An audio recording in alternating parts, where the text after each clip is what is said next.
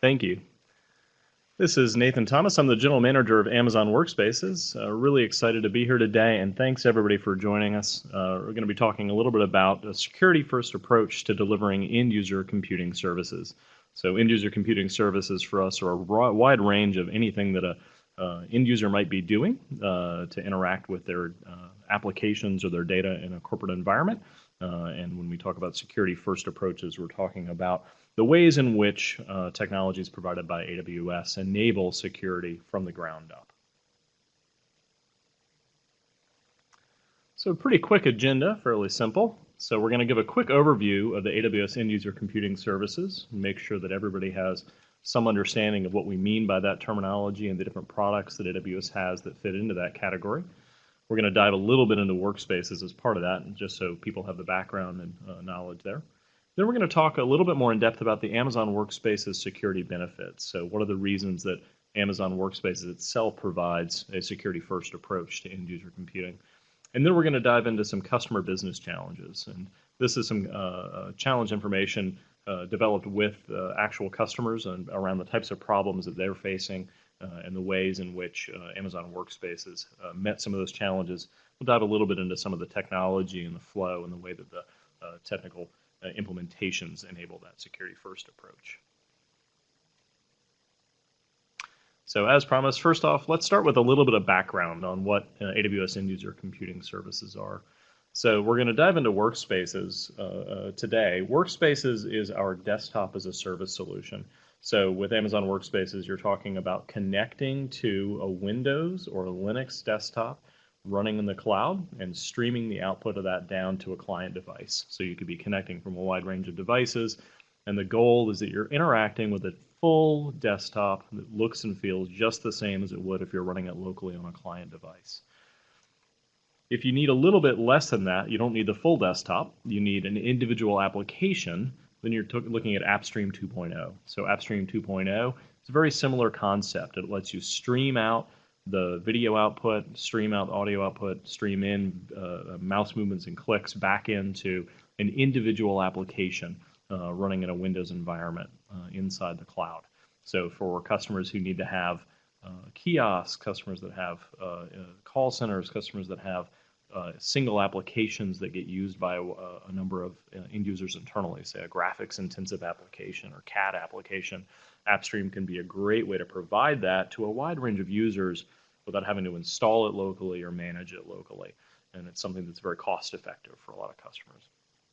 Amazon WorkLink is a mobile access solution that lets you get from mobile devices into your corporate intranet assets. So for example, if you've got an iPhone or you've got an Android phone and you want to connect into your corporate intranet, you can do that from the WorkLink application without having to break out your laptop or set up the VPN. It's really, really convenient as a way to get access to assets that otherwise would be part of an internal and secure corporate intranet environment, but do it from a mobile device very quickly and very easily. And then lastly is WorkDocs. So WorkDocs is a secure file sync and share solution. So it lets you have documents that you can collaborate on, you can comment on, you can edit, and you can provide between users. We also use that as a mechanism for providing files as accessible through WorkSpaces. So with Amazon WorkSpaces, you can use the WorkDocs drive as a place to store files, share them, have them visible and accessible from a wide range of client devices. So you can use that data in your workspace and then also have it available to you on the WorkDocs app or through the mobile sites. All right, hopefully get a little bit of background there. All right, so that was the overview of all the products. Let's dive a little bit into Amazon WorkSpaces, just make sure that everybody has the background here before we start talking about security. So Amazon WorkSpaces, as I mentioned before, are just full Windows or Linux desktops. So these are going to be Windows 7 or Windows 10 desktops or Amazon Linux 2.0 desktops that you're connecting to and you're able to interact with just like you would a regular desktop. So our customers are using these as a means to enable workforces that have to have access to desktops in ways that are often not necessarily served well by traditional laptops. or traditional physical desktops. So mobile workforces are a very common use case for workspaces. Outsource workers. If you've got a very transient group of people, let's say folks that you bring on for part of the year and then let go for part of the year, or are not being busy or not being used, really great for those use cases. And then, of course, we do have a wide range of full-on knowledge workers, so the standard desktop use cases, where customers really want to start to take advantage of managing desktops more like a server workload.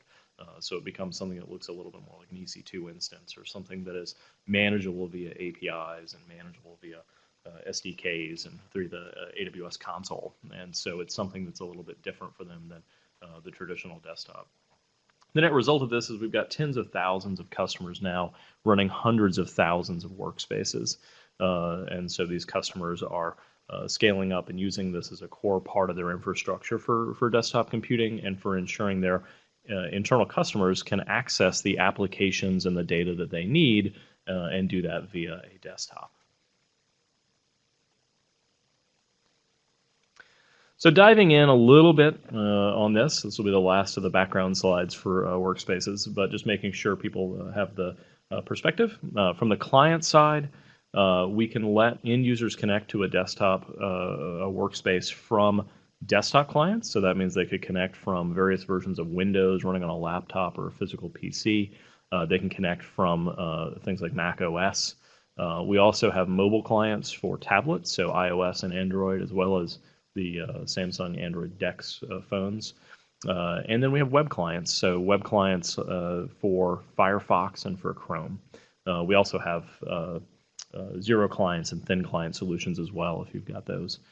So pretty wide range of clients. This is enabling a lot of customers to let end users bring their own devices or use their own devices. It gives a good end user choice and selectivity. And then, of course, some customers are providing devices, so giving those end users the ability to connect, a lot of times using existing laptops, things that are appreciated assets, so they can connect over a low-cost device to get into a workspace. In terms of the workspace itself, as I mentioned, the operating systems are Windows 10, Windows 7, and Amazon Linux 2.0. With Windows 10 and Windows 7, there's two ways that those can run. One is that we can run with license included, so we provide the licensing for you for Windows. And in that case, you're using Windows Server 2016 or Windows Server 2008 R2. And you also have the option to do your own license. So you can bring your own license. If you have a Microsoft license with an EA license with software assurance with license mobility, you can import your client operating system. So that is, you can bring in Windows 7 or Windows 10 client OS. And then to make sure that we help you comply with the licensing you have with Microsoft, we run that on dedicated hardware on the back end. So operating system choice is pretty straightforward. Once that operating system is up and running with the license included product, we handle patching and management of that environment. So from a security perspective, keeping up to speed with patches from Microsoft. And if you do bring your own license, then all of your existing patching mechanisms are going to apply. So you're going to use your existing tools that you would use for managing those client OSs. We also offer a wide range of hardware bundles. So if you look at the AWS console for workspaces or look at the pricing pages, you'll find information about the different bundles. They range from the standard bundle up to the Power Pro bundle, and then we also have graphics GPU-enabled workspaces. And in those cases, you're picking the combination of CPU and RAM and disk that you want, and then assigning that to end users. Now, none of that is a one-way door, so you can easily change between bundles with a reboot in most cases. There's some limitations on GPUs, but broadly speaking, if you need to change a user between bundle types, it's a pretty straightforward process. And then pricing is, as with most things from AWS, pay as you go. So we really offer two primary pricing models. One is monthly, one is hourly. With the monthly workspace, the workspace is up and running all the time. So it is just available and has the very fastest login speeds, typically 5 to 10 seconds login. It's up and running consistently for you, and there's a flat monthly fee for connecting to that. And then with hourly, or what we call auto stop, after a period of time when you're not connected to your workspace, it will hibernate. And so this looks a lot like just closing your laptop lid. So when you open it back up, all your apps and your data, everything comes right back up where you left it. But the nice thing is that the charge structure is different. So you do pay a small monthly fee, but then you pay by the hour. And that hourly fee is not incurred while the workspace is hibernated. And so customers use this as a way to save money. As with the bundles, this is something you can change out. It's not a one-way door, so customers convert back and forth pretty regularly, usually at the beginning or end of a month, so they'll look and see. And we actually provide some tools for this. The cost optimizer tool is a set of functions that will actually help you identify which workspace pricing model would be cheapest for you, for a particular user. You can set that to auto-convert those workspaces over. And then you'll see down there the reference to bring your own license. There is a pricing benefit if you do bring your own license. So you decide to bring your own existing license from Microsoft, then we don't include the costs for licenses from Microsoft from our side. And so typically there's on the always-on workspace is a $4 per user per month fee that is removed when you do the BYOL program. All right. That's all the quick background on workspaces, hopefully enough context that when we start getting into the security components, then you'll have a little bit more understanding and background for where we're coming from. So there's really an inherent security approach that I want to make sure folks come away with an understanding of around workspaces. And it's sort of built into the design and the focus for us when we think about how we design and how we create new features for the workspaces product today. And there's really four main areas I want to highlight here and make sure folks understand. First off, I think is probably the most obvious is keeping data off of devices. So if you're running an environment where your data is living inside of a workspace in the cloud, it's obviously not physically on the client device that you're connecting from. So there's a really big physical benefit there, and we'll dive into that in a minute. Second is treating the VPC as a security perimeter. So if you don't know what a VPC is, that's the virtual private cloud that AWS defines, and it's a network segmentation. And so the idea is that your workspace is running inside of a VPC, a virtual network environment, that you control and you own and you keep secure. And that really, that should be the edge of your network. You shouldn't think about anything outside of that as being trusted, just because you happen to have clients connecting from there. Then segmented access. So this is the idea that you shouldn't have all of your desktop users having the exact same level of access to network assets and to other assets inside of your environment. That you can really segment the configuration, you can segment the way that you're managing those devices based on user populations. And this is something that, while possible to have done in the past, I think is very simplified in the way that we have designed Amazon Workspaces. And then lastly is treating desktops as code. So this is automation. It is a big change in a lot of ways that is enabled by having a workspace which is driven by APIs and driven by integration points with an SDK, where you start to think about it as something you invest in, that you can build intellectual property around, and actually go and make a part of your overall security approach with the way that you manage your desktops, rather than being these kind of special snowflake individual laptops that are out in the wild.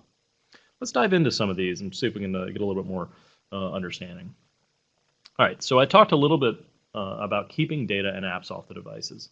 So this one I think is the most obvious, but at the core level, client device loss is no longer as important. So when you're connected to an Amazon Workspace, what we're doing is streaming out the video output from that desktop. And so the desktop itself is running in an EC2 instance inside of the AWS cloud in whatever region you're running in. And all that's coming down to that client device is pixels from the desktop output. That means that none of the data that you would normally be operating on inside of that desktop, files, any content that you're accessing via your intranet pages, all of those things are not resident on the client device that I'm connecting from. So if I'm connecting from an iOS tablet and I then connect into my workspace, I then leave that iOS tablet somewhere in the back of a taxi, for example, unlocked, then it doesn't get somebody who finds that device any of the data because none of it was on that device. Now, there's another extension of this, which is not just the data itself, but the ways in which you get into that data and the access that you get from client-side devices. So, authentication to the desktop itself can include MFA. This is kind of a subtle point, I guess, but the idea here is that traditionally, when folks would log into a client-side device, if that was Windows, if that was Android, whatever that device might be, typically it's just a username and password. So some of those devices, some operating systems allow integration with smart cards or MFA for the actual authentication into the device, but a lot of them either don't do that, or certainly companies never bother implementing it. With WorkSpaces, you don't get into the desktop itself without doing MFA, assuming that you've configured MFA for your environment. So WorkSpaces supports any radius-enabled MFA or multi-factor authentication solution. And so if you've configured that, then when an end user goes to connect to their workspace from the client, they're prompted for username, password, and that additional token or additional authentication factor. What that means is attackers won't get access to any of the data in the desktop without having that third factor. Again, in a lot of companies, the way that they've configured, say, a Windows client, is that you log into the Windows client with a username and password, and then to get into the corporate network, you use a VPN, and that VPN requires that multi-factor authentication token. But before you put that MFA token in, you had all the access to the files on that client device. So you've already logged into the Windows desktop, which has a huge amount of information, typically, that might be of value to an attacker. With WorkSpaces, the client-side device is pretty useless to an attacker. It doesn't have your corporate data in it. And then all of the data, even things that would normally just be in the desktop themselves, is behind that MFA wall.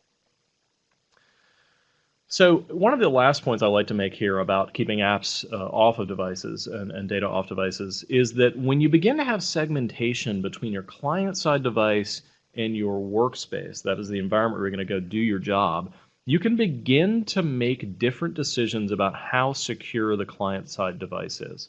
That sounds a little bit crazy. It sounds like I'm saying be less secure on the client-side device, but I kind of am, because you really have this tension with your users typically between users who want to have a client-side device that lets them do anything, access any website, install any application, and then the corporate reality that you definitely don't want that. You don't want to have them accessing random websites and installing random applications. And so there's this user satisfaction conundrum between the two. With workspaces, the workspace environment itself is the secure environment, and you can lock that down. The end user really shouldn't have the ability to go and make some of those poor security decisions in that environment that's inside your VPC and has secure access in some of those environments. Then from the client side, open it up a little bit. Sure, they want to go browse Reddit, they want to go and look at websites, or they want to install software. Maybe that's not as much of a concern to you. And you can satisfy that user need by telling them, hey, yeah, you can't do that in the corporate environment, but if you want to do that on the local client, you can. And this fits really well with bring your own device models as well. So you've got end users who are going to do bring your own device and bring in their own machine. You really didn't have control there anyway, but it gives them that same sense of flexibility where they can go do what they want, but then log into the workspace to do the things that are more related to the business. So I talked a little bit about it on the last slide as well, but moving the security perimeter to the VPC. So this is the idea that the virtual private cloud where your workspaces are running is actually the environment that you care about securing. So in a traditional world, when we establish a new office, let's say, we're going to go set up an MPLS network, we're going to extend the corporate intranet to that new physical office.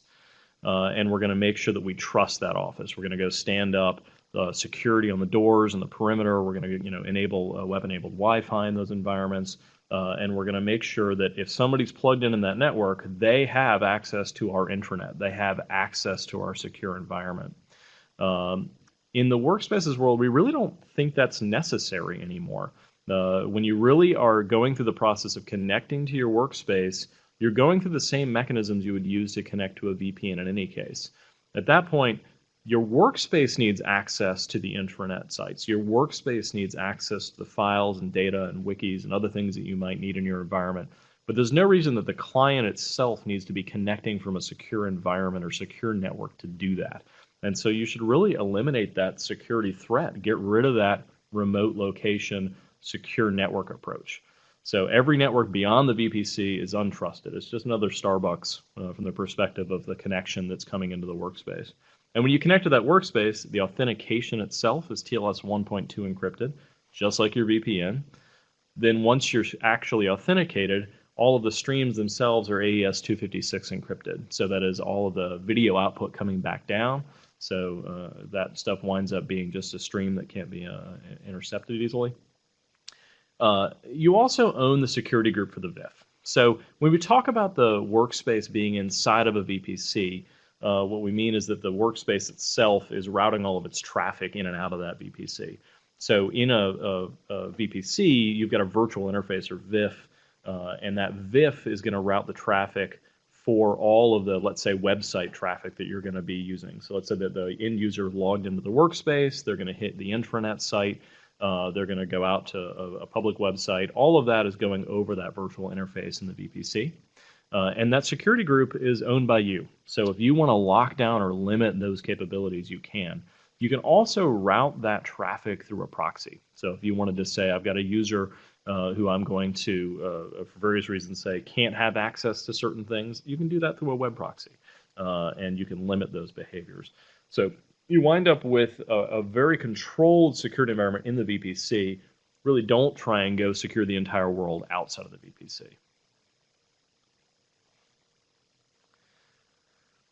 All right, let's talk a little about segmentation. I talked again a minute ago about the idea of having some users have rights that other users don't have.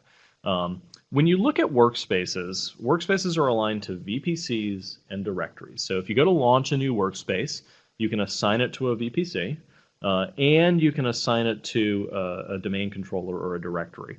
And the way this works is that when you launch a workspace, you have to specify which domain mechanism it's going to be using to connect to Active Directory.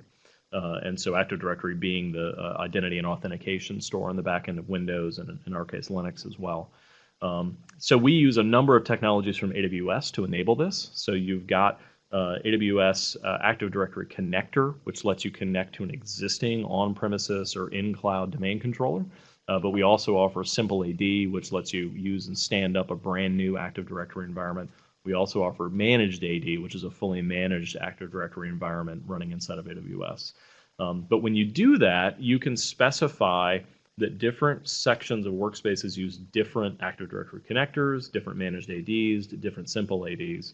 And when you have those segmentations for those different Active Directory environments, you can set different policies and configurations across those different AD environments. And so it really means that you can specify that a given group of users has access to different assets internally, different websites, different apps, different components. You can configure the entire image differently in terms of which workspace they're getting, define different bundle sizes and bundle types. It's a level of segmentation that certainly could have been done in a physical environment with physical laptops, but it's something where most folks have not implemented that. And so it's sort of a native part of workspaces. So we like to call it out because it gives you another level of control, thinking about it from a security perspective on which groups of users have which capabilities and which permissions inside of your environment. One other point that I like to make on this in terms of segmentation is that all workspaces get full virtual machines, and with BYOL can be on dedicated hardware.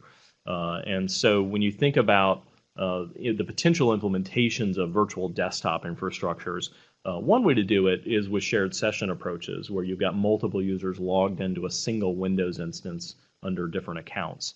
There are other desktop as a service solutions that take that approach, and the kind of value of that approach, what they're trying to do is decrease cost or save money.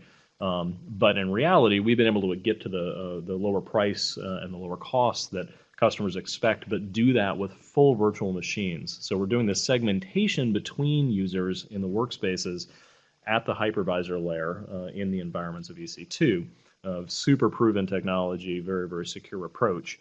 So we're very happy with that segmentation, not just on the security boundary, but also in terms of the performance characteristics. So you don't get the types of potential for interaction on CPU or memory or disk that you might get in some of those other shared session approaches.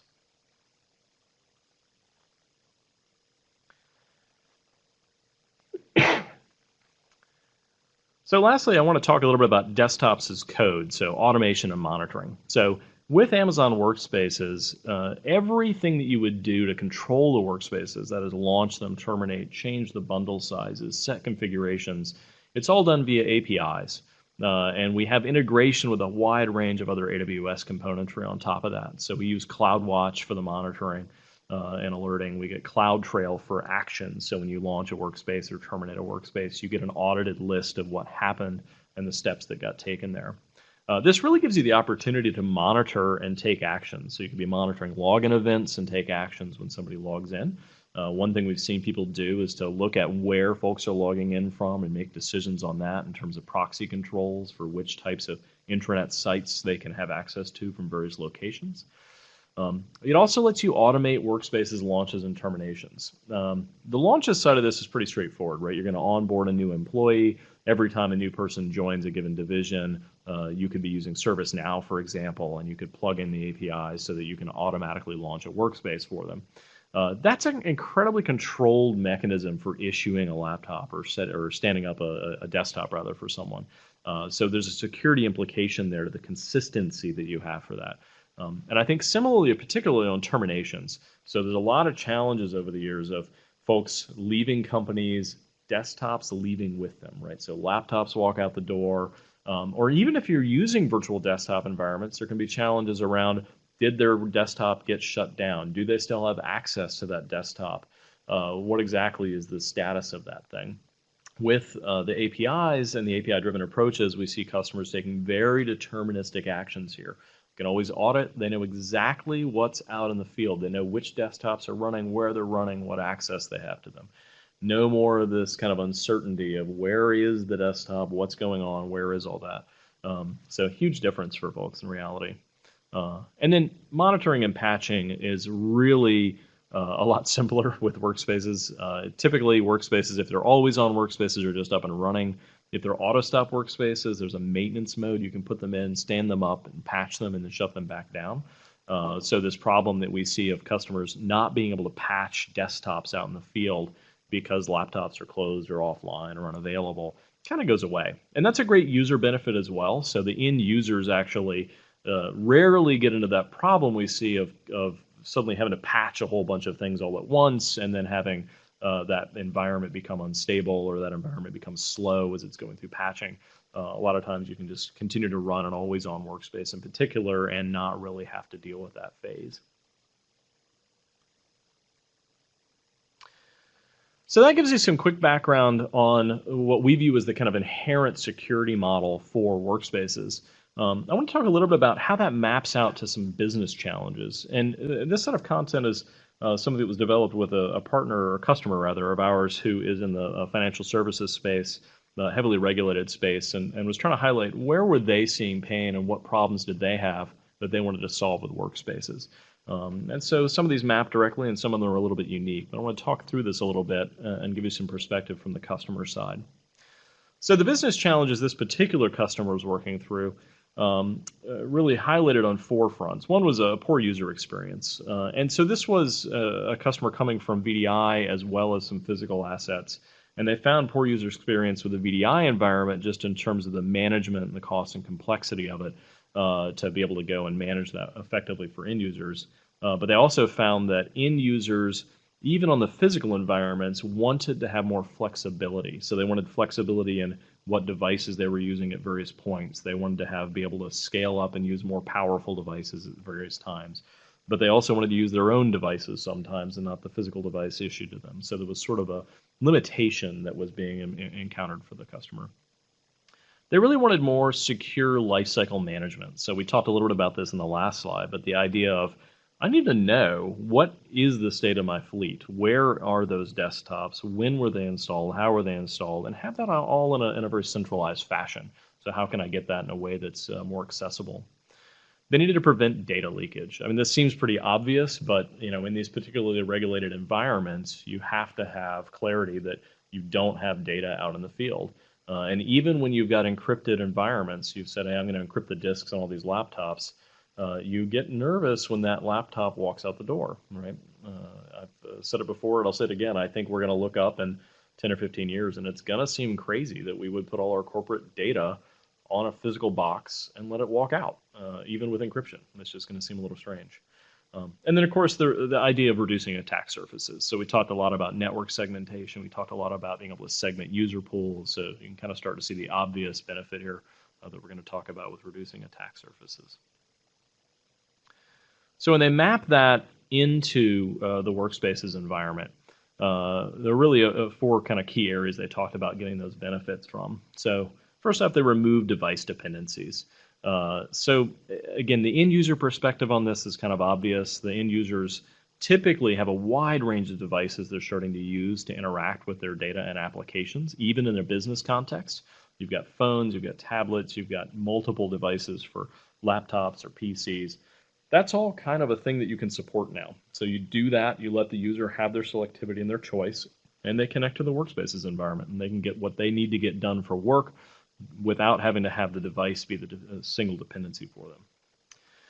In terms of more predictable lifecycle and knowable lifecycle, build provenance is huge for this particular customer. That is, they know exactly which build they're using to launch each workspace. So when you create a new workspace build image, you're typically taking an existing workspace, modifying it, and snapshotting it. And with BYOL, of course, you can also do an image import and pull that build in.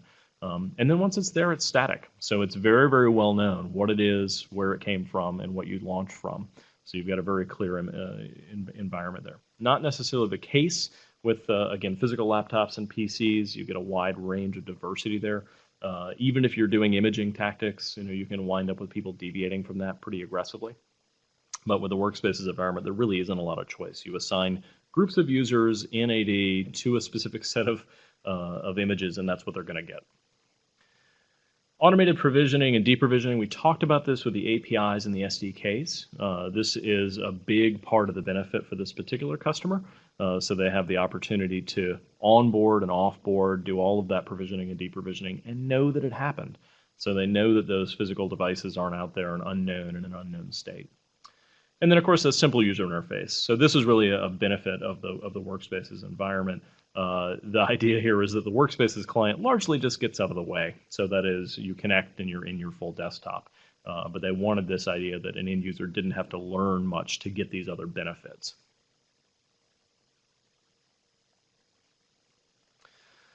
So lastly, on this customer environment, I wanted to make sure it was kind of clear what we were talking about with the segmentation. And this particular customer really put a lot of effort and thought into this process around segmenting the user environments dependent upon what we wanted to give them access to.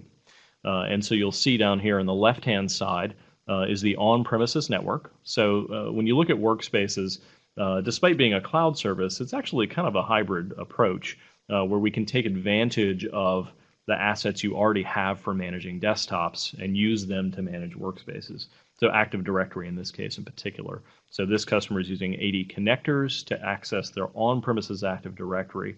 So their canonical store of users, identity, and auth is actually their AD, as well as group policy and other things that they would apply, all coming out of Active Directory.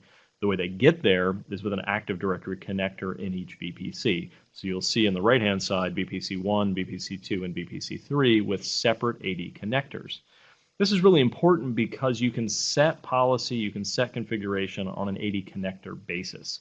And so that means that you can define different configurations for those different environments. And particularly I'm talking about WorkSpaces configuration at this point.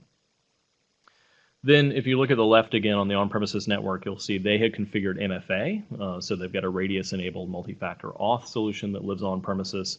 So again, when you log in, you'll see in each of these VPC environments, they've configured MFA for all of them. So that means any of the users, whether they're a consultant, an employee, or privileged user, has to do MFA.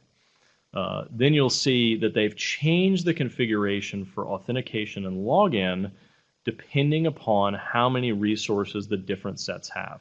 So if you look at employees, you'll see there's an additional login requirement here set at the AD connector level for digital certificate. That means that the device that the end user is connecting from has to have a certificate installed on it that's verified and checked during the login procedure. So the way that this matters, the reason this matters is that let's say that the employees are going to have their VPC with a little bit more network access. Again, you own the security groups. They've set the VPC2 in this case to have access to some intranet sites that wouldn't be available for the VPC1 user pool. Because of that additional access, they want to have additional security on who can connect to that environment. So they're going to install a certificate on the device that's connected from to be able to validate that that user is in fact a known user. Then you get to that right-hand side, that privileged users. This is where they've got wider access internally, and they want to have really strong controls. They actually add an IP access control group. So what that means is those users can't actually connect from any old network. They have to connect from a known IP address. So that could be an IP address internally or externally, but something where you say, look, I'm going to make them connect from a device that I know. It's got a certificate. I'm going to make them do multi-factor authentication, but I only want to have them connecting from a known location. So in case that device got stolen, their MFA token got stolen, there's no risk that they can have that happening from outside the office, for example. So those users have so much access, I'm going to add more controls. So I thought this is a really good example of the way that you can segment user groups with workspaces and have different levels of controls and access on them because of the way that we've designed it with the different VPC and AD connector environments. All right, so that was a quick overview of the security approaches and the security first posture of Amazon Workspaces. I really want to encourage everybody to try it now. I know I've seen some questions come across around demos. The demo itself, of course, is largely just using a Windows or Linux environment, so it can be a little bit kind of underwhelming to look at, but it's really cool to try it. If you go to the console for AWS, you can set up through the console quite quickly if you don't already have an account, not long at all. And then once you're in, Workspaces is a free tier eligible, so you can run 2 standard bundle workspaces for 40 hours a month for up to 2 calendar months. So plenty of time to get in, set it up, play with it, and see what you think. Once you set up your first workspace, the client download is pretty fast. You just have to enter a reg code, username, and password to get in. So pretty fast. Usually people are up and running in 15 to 30 minutes, depending on how long it's going to take you to get all those pieces downloaded. When you do it, you can stand up Amazon Linux 2, Windows 7, or Windows 10, and we include Amazon Workdocs with 50 gigs of storage. So for those looking for demos, just give it a shot. It's pretty straightforward, pretty simple. So really excited to have been able to cover all of these topics on security today. Really appreciate everybody's attendance, and then we'll be talking about questions in a moment here.